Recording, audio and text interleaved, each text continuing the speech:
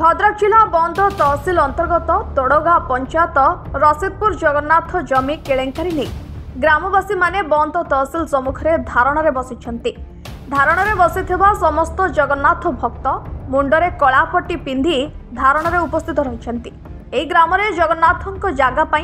दीर्घ 2 वर्ष हेब जगन्नाथ कमिटी लोक तहसिल ऑफिस को बारंबार आसी न्याय पाउन बेले शेष में किसी उपाय न पाई जगन्नाथ जमी शांतिपूर्ण धारणा देते तेबे एथिरे ग्रामर समस्त महिला और पुरुष माने जगन्नाथ संपत्ति फेराई आने को दावी कर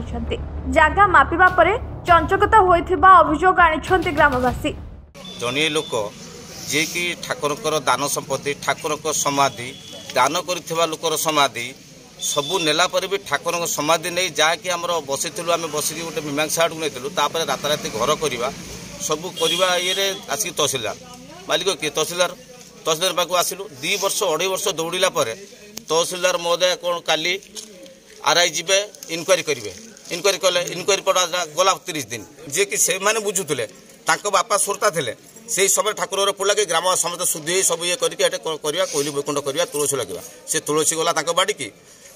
समाधि गला बाड़ी की ठाकुर को जगह भी गला बाड़ी तेणुक आज जगन्नाथ को आम न्याय पाइबू ठाकुर संपत्ति बाहर उच्छेद हम